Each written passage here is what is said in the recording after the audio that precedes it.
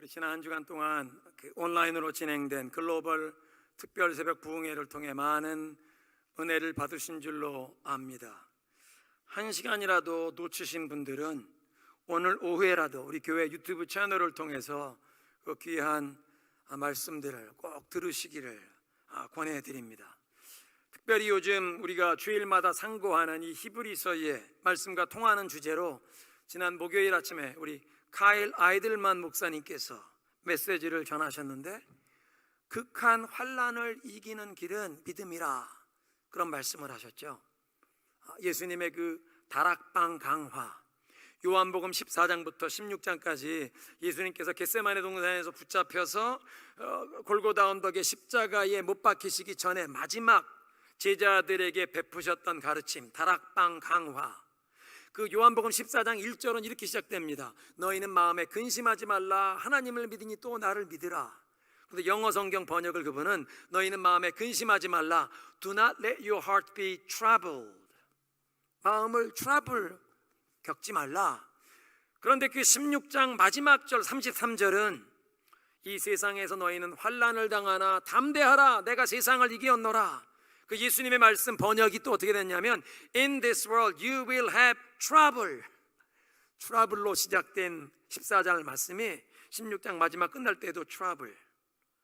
이 세상에 우리는 환난을, trouble을 경험할 수밖에 없지만, 아직도 코로나 팬데믹이 끝나지 않았지만 이 trouble을 이기는 길은 lean more on Jesus. 예수님을 더 의지해라, 기대라. 주님을 더 의지하고 신뢰하는 믿음이 그 모든 환난을 이기는 길이다. 그러면서 그 창세기 14장 말씀을 인용하십니다. 이스라엘 백성들 눈앞에는 홍해가 있고 뒤에는 뒤쫓아오는 바로의 군대가 있는데, 그 두려워 보이는 상황이지만 모세가 선포했던 너희는 두려워하지 말고 잠잠히 하나님께서 너희를 위해 싸우시는 것을 보라. 그렇게 믿음으로 선포했던 모세에게 하나님이 백성을 명하여 앞으로 전진하라고 명해라. 눈앞에 보이는 상황은 아직도 이 두려운 상황이지만 하나님의 말씀에 순종해 믿음으로 전진하면 홍해를 여시고 길을 열어주신다.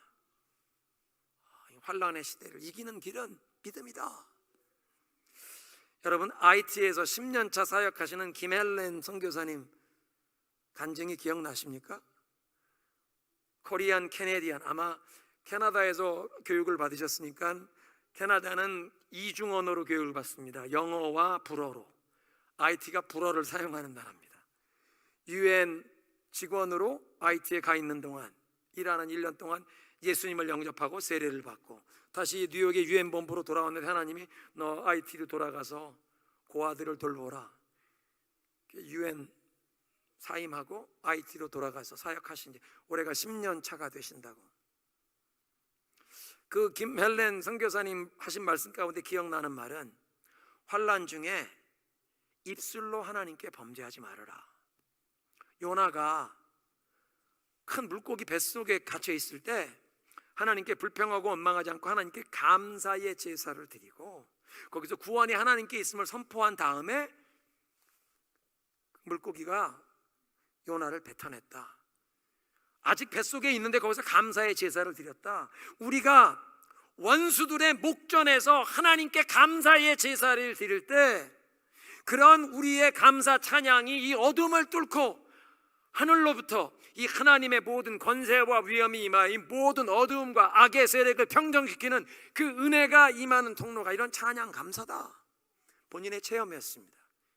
그 고아와 빈민들을 먹이기 위해 쌀을 운반하는데 이 깽단들에게 납치돼 뺏기면, 근데 하나님을 찬양하는 그 찬양 가운데 한 번도 이 쌀을 운반하는 트럭 깽단들에게 납치되지 않았던 간증이었습니다. 이런 선포된 메시지에 우리 온 교회가 믿음으로 반응하기 원합니다. 다음 주일이 우리 2021년 추수감사 주일로 우리가 지내게 되는데, 하나님께 받은 은혜를 기억하면서 하나님 앞에 마음과 힘을 다해 감사를 표현하십시다. 그 김헬렌 선교사님의 도전의 말씀처럼 코로나 팬데믹이 아직 끝나지 않고 나와 우리 자녀들, 우리 가정이 아직도 어려움을 경험하고 있지만 내 눈앞에 지금 다가와 있는 이 원수의 목전에서 내가 하나님께 감사 찬양을 하리라. 문제가 해결돼서가 아니라 아직도 나를 위협하는 원수가 눈앞에 있는데 그 원수 앞에서 나는 하나님을 찬양하리라. 하나님께 감사의 제사를 드리십시다. 요나가 물고기 뱃속에서 하나님께 감사의 제사를 드린 것처럼, 또 김일란 선교사님 간증처럼 자기가 모든 NGO 단체 선교사들 다 철수하는데 자기는 내가 가면 이 고아들 누가 키우나, 내가 여기서 코로나로 죽더라도 내가 여기서 있어야겠다. 정말 그렇게 애들을 돌보다가 코로나 감염이 돼요. 병원에 찾아갔는데 검사도 안 해주고 당신 감기 걸렸다고 타이레놀 줘서 돌아왔는데 점점 건강이 악화되어 막 이렇게 내가 죽는구나 막 그 두려워. 근데 이렇게 막 죽음이 다가오는 것처럼 느껴지는 그 자리에서 병원에 입원했을 때 벌써 엑스레이 찍으니까 폐가 다 망가졌다 그러죠. 자기가 이렇게 죽는구나 느끼는 그 삶을 마감하는 것 같은 자리, 내가 그래도 원수의 목전에서 하나님께 감사의 찬양을 드리리라. 하나님께 감사 찬양을 드린 그 다음 날부터 건강이 놀랍게 회복되어 3일 만에 퇴원하고 아직도 IT에서 그 고아와 과부들을 먹이는 일을 하고 계시다는 그 간증을 들은 것처럼 우리도 아직도 코로나가 끝나지 않았고 나와 우리 가정이 아직 어떤 어려움을 경험하고 있을지라도 하나님께 감사의 제사를 드리리라. 여러분 가운데 어떤 분들은 3주 전에 들었던 메시지처럼 지금 여러분이 경험하는 그 고통과 환난이, 고통은 하나님의 메가폰이다. 그 고통과 환난을 통하여 하나님께로 돌이키고 우상을 제거하고 죄를 청산하고 영적인 순결을 회복해야 하는 그런 분이 계실 것입니다. 그런데 그 기드온의 삶을 보니까 아버지가 섬기던 바알의 제단을 허물고 아세라 목상을 찍어서 그 성읍에서 가장 높은 산성에 올라가서 여호와께 제단을 쌓습니다. 아버지의 둘째 수소를 잡아서 그 찍은 아세라 목상을 땔감으로 삼아 하나님께 제사를 드립니다. 그러니까 여러분 가운데도 지금 어떤 환난과 고통 가운데 하나님 앞에 회개해야 하고 죄를 청산하고 그렇게 해야 하지만 또 하나님 앞에 감사의 제사를 드리시기 바랍니다. 기드온처럼. 그리고 올해는 우리 교회가 주님께 드리는 이 추수 감사 예물 전액을 다 선교지에 계신 우리 선교사님들에게 보내겠습니다. 아직도 백신이 보급되지 못한 열악한 선교 현장에서 우리 김엘란 선교사님처럼 그렇게 코로나의 위험에도 예수 그리스도의 사랑을 전하기 위해 섬기시다가 코로나로 생명을 잃으신 한국 선교사님이 30여 분이 되십니다. 그리고 그 가운데 어떤 선교사님 유가족들은 아직도 현지에서 해결되지 못한 병원비 때문에 병원비 독촉을 받으신다는데 우리가 그런 주의 종들을 돕기를 원하는 것입니다. 그들에게 어떤 위로와 작은 사랑의 그런 후원의 손길을 보내기를 원합니다. 굶주림에 시달리는 현지인들에게 그리스도의 사랑을 전하시는, 어두움을 그리스도의 이 복음의 빛으로 밝히시는 선교사님들에게 하나님께서 우리에게 기회를 주시고 아직 능력이 있을 때 우리가 힘을 다해 그들을 돕고 헌신할 때 하나님께서 기뻐하실 줄로 믿습니다. 저희 교회에 협력하는 후원 선교사님 가운데 이성주 선교사님이라고 러시아에서 20년간 현지 젊은이들을 말씀으로 훈련시켜 목회자로 세우시는 열심히 사역하는, 우리 교회 한 2번쯤 다녀가셨는데 제가 선교여행 갈 때마다 방문하셔. 저는 한 번도 만나지 못했지만 우리 교회 수요 예배에서도 말씀을 전하시고 토요일 새벽에 말씀 전하신, 그런데 얼마 전에 사모님이 급히 뇌 수술을 받을 상황이 생겨서 한국으로 급히 들어오셨다고. 고려대 아산병원에서 뇌 치료를 받으시고 회복되시는 상황에 계셨는데 갑자기 다리에 혈전이 생겨서 급히 또 고려대학 병원으로 갔는데 그날 코로나 사태가 터져서 또 막 급히 또 빼서 다른 데 강남 성모병원 어떻게 연결이 돼서 급히 글로 가서 수술을 받고 혈전을 제거하셨다고. 그런데 카톡으로 저에게 문자가 왔어요. 이 목사님 감사합니다. 어떤 위기관리팀보다 중앙교회 이렇게 선교부에서랑 장로님들이 카톡으로 문안하시고 기도 제목을 계속 이렇게 여쭈시고 우리를 기도해 주셔서 너무나 큰 힘이 되었습니다. 그렇게 사모님이 치료받으시게 됐다는 그런 얘기를 듣고 저희 당회에서 우리 구제연금 남은 거 다 털어서 먼저 보내자. 1,000불 먼저 보내고 우리 지정헌금 합시다. 그 보내드렸더니 우리 교회가 파송교회도 아니지만 이렇게 기도하며 격려해 주셔서 병원비는 어떻게 해결되었는데 그래도 이 필요가 있었는데 이렇게 해주셔서 고맙다고 뭐라고 말씀하시냐면 우리에게 기회가 주어진 대로 건강이 있는 데까지 여러분들의 기도와 후원에 힘입어서 현지에서 충성하겠습니다. 여러분 예수님 말씀 기억나십니까? 이 어린 소자에게 내 이름으로 냉수 한 컵 대접해도 결코 상을 잃지 않겠다.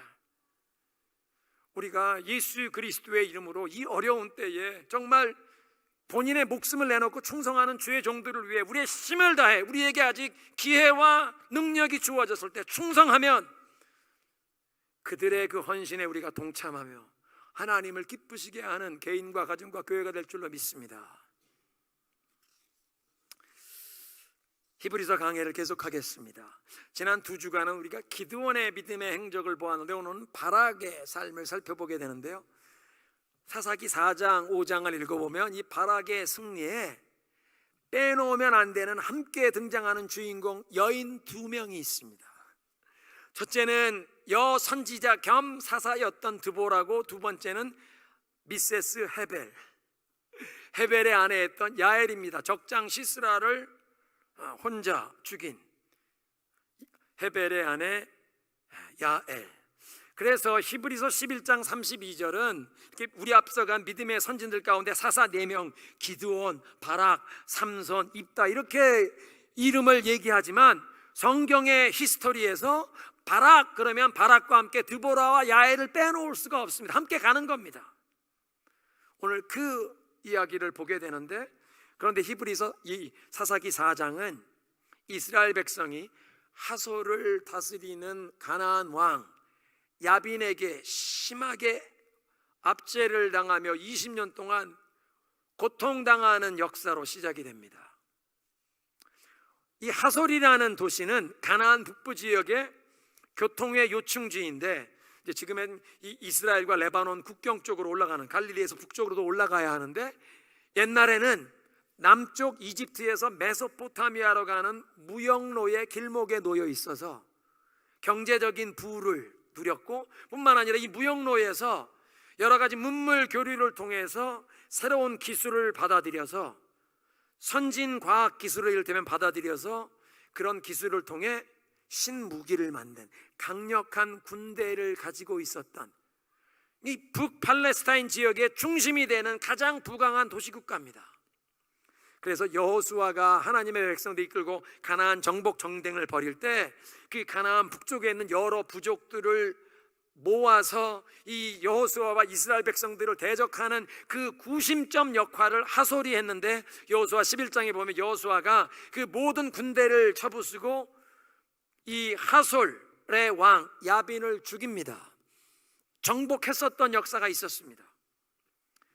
그런데 200년 후에 과거에 한번 정복하고 해결되었던 문제가 다시 재발하여 하나님의 백성들에게 고통을 주고 유업을 빼앗는 일이 일어나고 있습니다.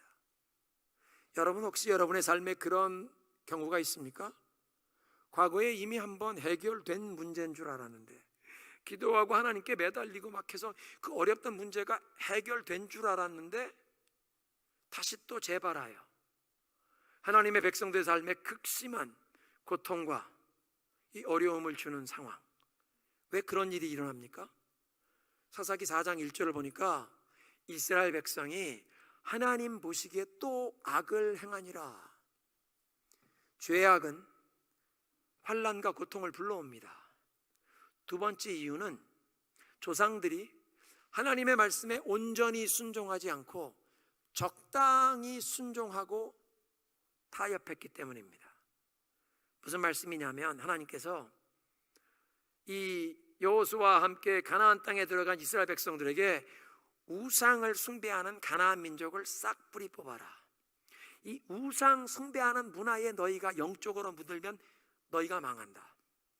우상 숭배를 깨끗하게 뿌리 뽑기 위해 이 우상 숭배자들을 다 없애라 그랬는데, 하나님 말씀에 완전히 순종하는 게 너무 힘들다고 적당히 하다가 멈추고, 적당한 수준에서 멈추고 죄와 세상과 타협했더니 시간이 흐르면서 이 죄의 뿌리가 자라서 힘을 얻고, 힘을 얻은 정도만 아니라 하나님의 백성들을 압제하고 그들의 하나님이 그들에게 주신 유업을 다 빼앗아 버렸습니다.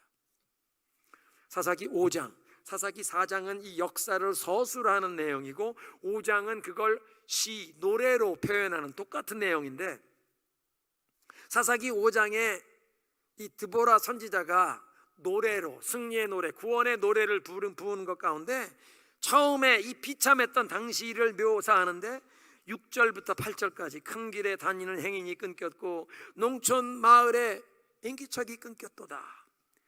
Village life in Israel ceased. 농촌 마을에 사람의 인기척이 없어질 정도로 하나님이 그들에게 주신 유업의 땅에서 막 다 쫓겨난 가나안 사람들 때문에 완전히 유업을 빼앗긴 상황입니다. 이렇게 과거의 문제가 재발하여 하나님의 백성들이 고통을 당하는 이 상황을 보며 얻게 되는 교훈은 믿음의 싸움에선 온전히 순종해야 한다. 한번 따라하겠습니다. 온전히 순종하자. 하나님께서 우상 숭배, 이 가나안의 죄의 문화를 완전히 청산하라 그러면 적당한 수준에서 멈추는 것이 아니라 온전히 순종해야 합니다. 죄를 청산하고 이 우상의 문화 완전히 우리의 삶에서 그림자까지 없애버리는, 철저하게 청산해야지 적당한 수준에 멈추고 타협하면 우리 때가 아니라도 우리 자녀 세대에 엄청난 값비싼 대가를 치를 수밖에 없는 것입니다. 그래서 이 불순종, 타협 때문에, 이런 죄 때문에 환난과 고통을 당하였다면 회개하는 길밖에 없습니다. 하나님께 매달려야 합니다. 두 번째로, 이런 어려운 시대에 하나님의 백성들을 다스렸던 사사가 여선지자 드보라였습니다. 고대 이스라엘은 강한 가부장적 사회였습니다. 그래서 민수기에서 모세가 인구 조사를 하는데 20세 이상의 전쟁에 나가 싸울 수 있는 장정만 계수하고 여자와 어린아이들은 치지도 않습니다. 숫자에 들어가지도 않았습니다. 그런 가부장 문화에서 여자가 사사가 되어 재판장이 돼요. 각 지역에서 무슨 시비가, 다툼이 있으면 그 마을의 장로들이 해결해 줘야 되는데, 그런 얘기도 시비가 풀리지 않으면 제일 높은, 이를테면 지금 현재 제일 높은 대법원장이 여자입니다. 그럼 무슨 얘기냐면 이스라엘을 당시에 다스리는 사사가 여선지자였다는 얘기는 사회 기존 질서가 다 무너지고 사람들에게 존경을 받고 나라를 이끌 만한 남성의 지도자도 없었던 상황이란 뜻입니다. 그런 어려움과 환난의 시대에, 인재가 없던 시대에 한 여인이 친밀하게 하나님과 소통하며 하나님의 말씀을 듣고 하나님의 음성을 가족과 이웃에게 전하면서 하나님의 위로와 소망을 전하고 민족을 살리게 되었습니다. 드보라가 사람을 바락에게 보내어 그에게 하나님의 말씀을 대언합니다. 이스라엘 하나님 여호와께서 말씀하시느니라, 너는 납달리와 스불론에서 10,000명의 군사들이 끌고 다볼산으로 가라. 그러면 적장 시스라의 그 철병거와 그 모든 군대를 내가 기손 강가로 끌어내서 너의 손에 넘겨주리라. 이 가나안 왕 야빈 그리고 그 군대 장관 시스라에게 철병거 900대가 있었다. 말이 끄는 병거인데 쇠로 무장이 된 철병거. 아직 쇠를 다루는 기술이 없던 이스라엘 백성들은 청동기 문명 문화에 머물고 있는데, 이 무역로를 장악하고 있던 하솔 사람들이 무역, 또 이집트에서 메소포타미아 왔다 갔다 하는 무역이 아니라 지중해 연안의 그 무역, 블레셋 사람들과 연결된 시스라라는 이름 자체가 셈족의 이름이 아니라 시스라, 꼭 이탈리아 사람, 로마의 그 철학가 시세로 비슷하죠. 이 사람 이름 자체가 바다를 주름잡던 해양민족 포에니키아 사람들, 에게의 서쪽에서 온 사람이라는 이름입니다. 그런데 그런 사람이 가나안 지역에 와서 힘을 발해서 가나안의 왕 야빈이 동맹을 맺고 네가 군대 장관 해라. 근데 이 사람들이 선진 문명, 철병거를 가진, 이를테면 탱크 부대, 탱크 군단을 가진 겁니다. 탱크 군단에 소총 부대로 맞설 수가 없는 거죠. 근데 지금 바락에게 너 저 철병거를 가진 야빈과 시세라를 맞서 싸워 하나님의 백성들을 구해라. 지난 20년 동안 이스라엘 백성들은 이 야빈과 시스라가 가진 철병거가 그 무시무시한 위압에 눌려서 아무도 저항할 생각도 못하고 살아왔는데, 인간적인 상식이나 군사적인 이런 상황 판단으로, 전략적인 상황 판단으로는 도저히 맞설 수 있는 길이, 방법이, 무기가 없는데, 바락은 하나님의 말씀에 결단하고 믿음으로 결단하고 순종하기로 나서서 하나님이 주시는 승리를 경험한 믿음의 대장부가 되었습니다. 그 900대의 철병거를 가진 탱크 군단 앞에 제대로 된 무기도 없는 사람들 10,000명을 데리고 나서겠다. 그런데 바락이 드보라에게 함께 동행해달라고 요청을 합니다. 8절에 바락이 드보라에게 대답합니다. 당신이 나와 함께 가시면 나도 가지만 당신이 안 가시면 나 안 가겠습니다.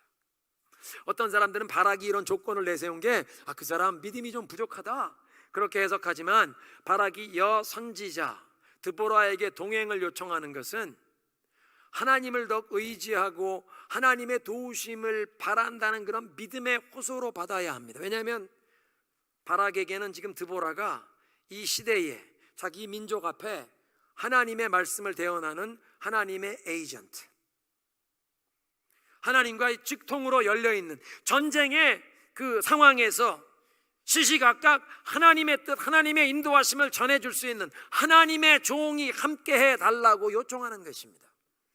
민수기 14장에 보면 이스라엘 백성들이 가나안을 지켜보았던 그 정탐꾼들 중에 10명의 불신앙의 보고를 듣고 우리는 그 땅에 못 들어가게 되었구나, 우리는 다 여기서 죽는다, 불평하고 원망하니까 하나님이 이렇게 불신앙으로 불평하고 원망하는 너희 40년 동안 광야를 방황하다 다 죽고 너희들 자녀들만 약속의 땅에 들어간다. 그러고 선언하시니까 하나님 잘못했습니다. 지금이라도 가겠습니다. 모세가 지금 가면 안 된다. 지금이라도 가겠습니다.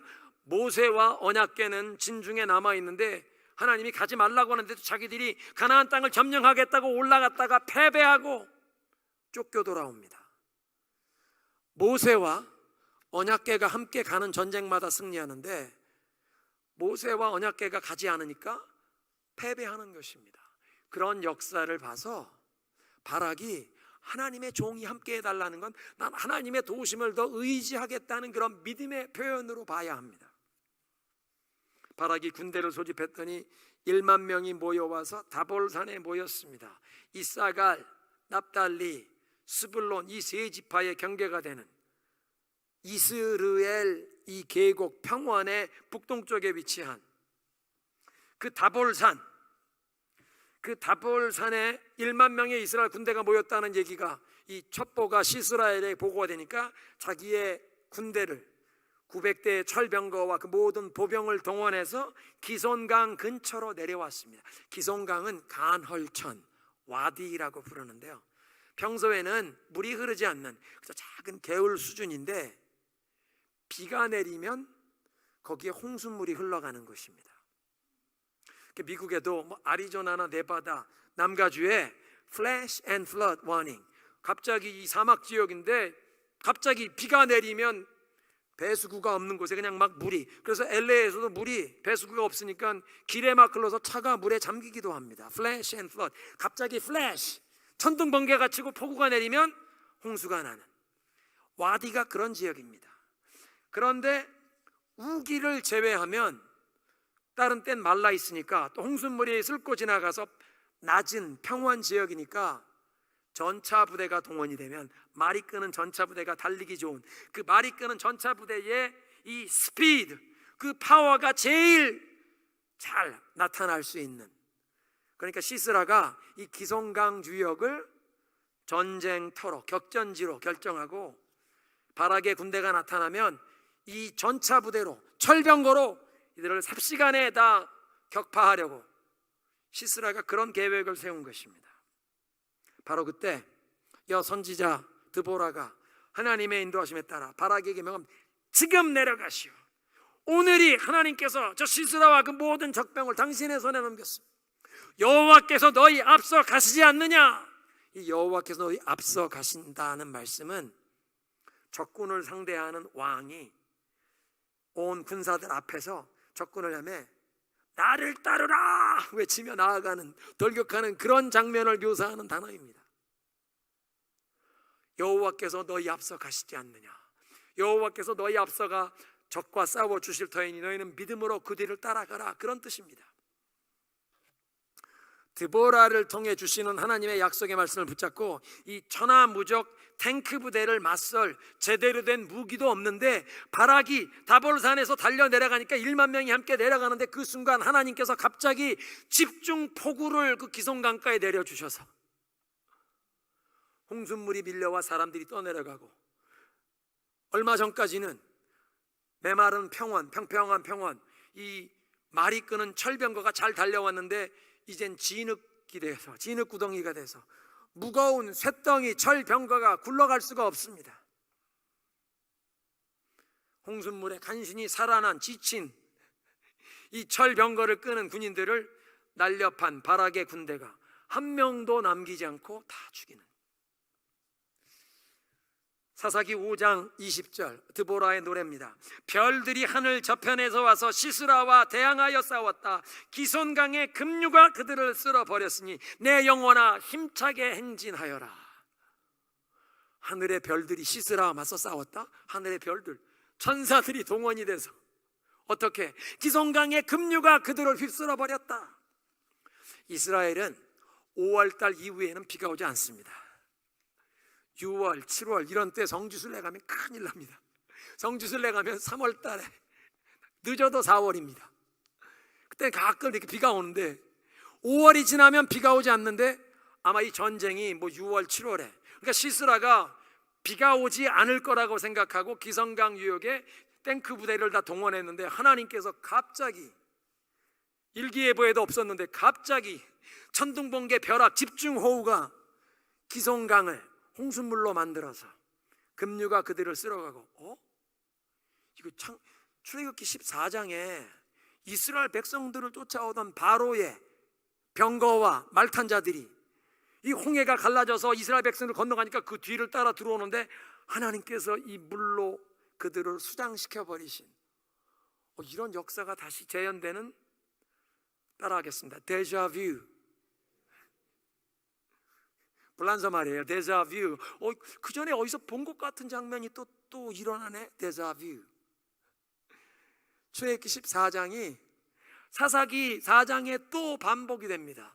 그래서 출애굽기 14장에 그렇게 수장시켜 버리니까 출애굽기 15장에 모세의 누이 미리암이 소고를 치며 하나님을 찬양하는 노래가 출애굽기 15장인데, 그래서 사사기 5장도 드보라가 승리의 노래를 부르는 게 적혀 있습니다. 사랑하는 성도 여러분, 인생의 승리가 사람들이 가진 무기, 최고 장비, 배경, 세력이라고 사람들은 생각하는데 바락의 승리를 보니까 사람들이 가진 장비, 스펙, 이게 아니라 하나님이 함께 하시는 것, 하나님이 앞서 가시며 싸워주시는 게 승리의 비결인 줄로 믿습니다. 이것이 우리 자녀들에게, 우리 손자 손녀들에게 심어주어야 할 것 아닙니까?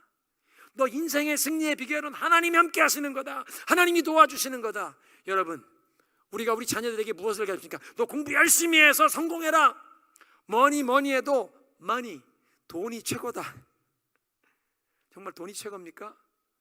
새벽 부흥회 금요일 아침 말씀을 들으셨습니까? 현승만 의장의 1,500억 원을 최고의 PD들, 이런 사람들 얘기 들어서 포트폴리오 만들어놨는데 코로나 오니까 한꺼번에 다 없어질 수 있는 것 알고 하나님 앞에 엎드리게 되었.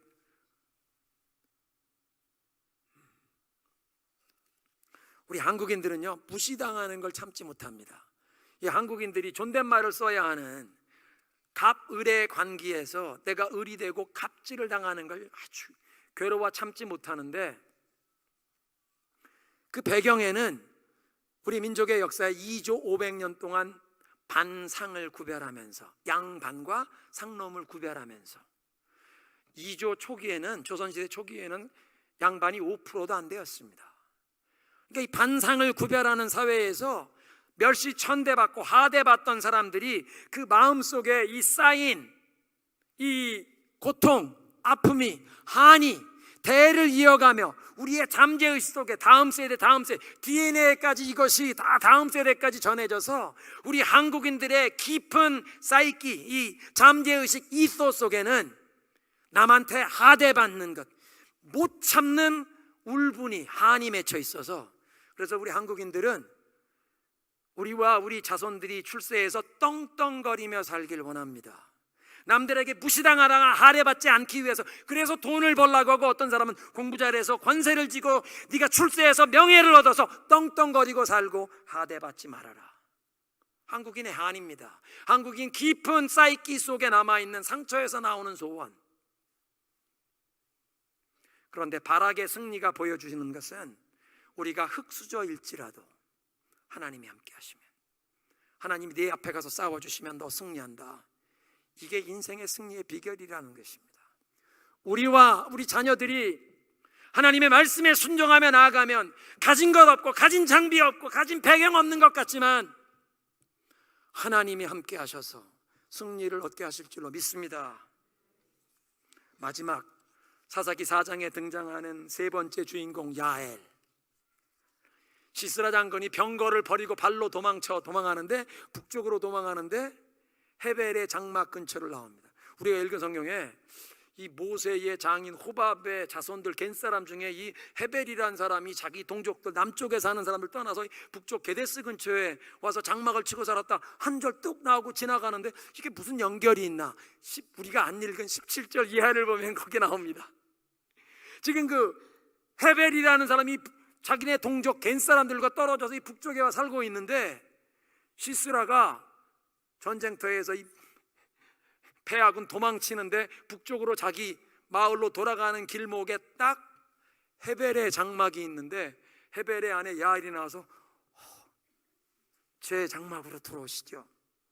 이 고대 근동에서는요, 지나가는 나그네들을 환대하는, 이 베두인들은 아직도 환대하는데, 근데 절대 여인의 장막에는 외간 사람이, 방문자가 들어가면 안 됩니다.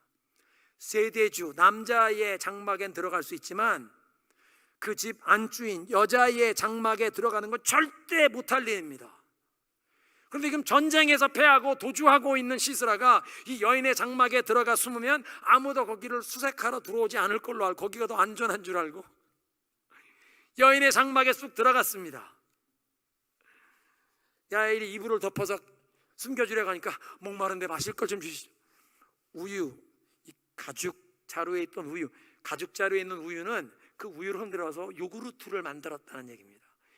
요구르트를 하나 주니까 그걸 마시고는 지친 사람이 노곤하게 잠들어 버리고, 이불을 덮어주니까 그냥 깊은 잠에 떨어졌는데, 야엘이 장막 말뚝과 방망이를 손에 들고 몰래 다가가서 깊이 잠들어 있는 시스라의 관자놀이에 이 말뚝을 박으니까 말뚝이 꿰뚫고 적장이 죽었습니다.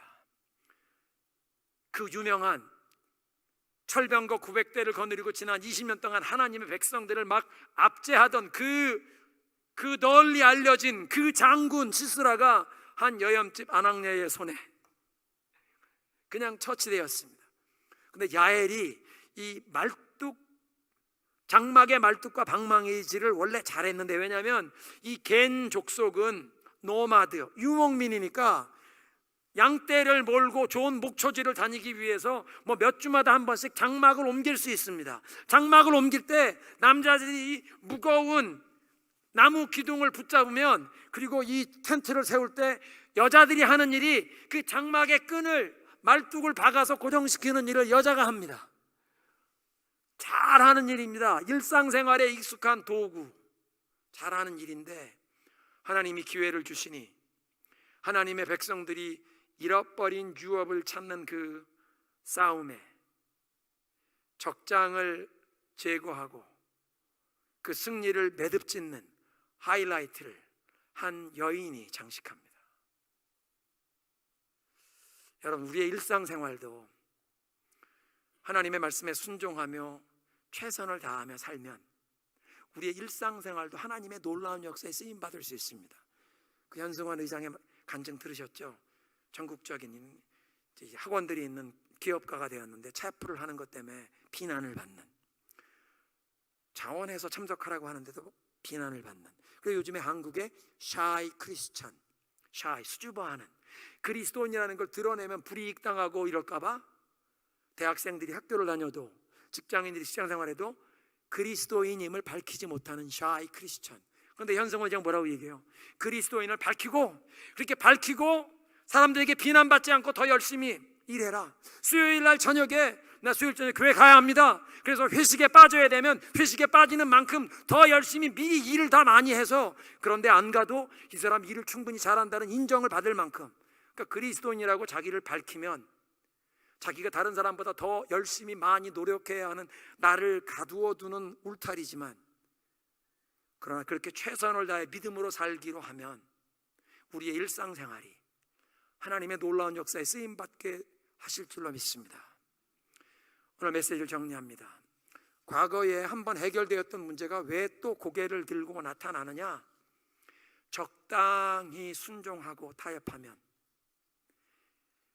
나의 삶에 그 문제가 다시 재발하지 않더라도 우리 자녀들이 값비싼 대가 지불을 하게 되기에 하나님께서 너 가나안 분할을 뿌리 뽑아라, 죄를 철저하게 청산하라고 하십니다.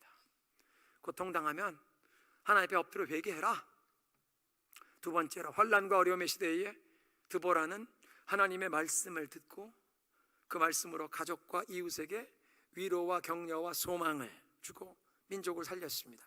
우리도 이 환난의 시대에 하나님의 말씀 안에 거하며 내가 하나님의 말씀으로 내가 생명을 얻고 위로와 격려와 소망을 얻고 그게 내 가족 이웃에게 흘러가라고 하십니다. 세 번째, 바라기 승리한 거 보니까 사람들이 갖춘 장비, 무기가 아니라 하나님이 함께 하시는 것, 하나님이 앞서 싸워주시는 것이 인생의 참된 승리의 길인 것으로 알아서 나와 우리 자녀 손들이 그렇게 살기를 소원합니다. 야엘처럼 매일매일 일상생활에 하나님 말씀 안에 구하며 최선을 다하면 우리의 일상생활이 하나님의 놀라운 역사에 쓰임 받게 하실 줄로 믿습니다.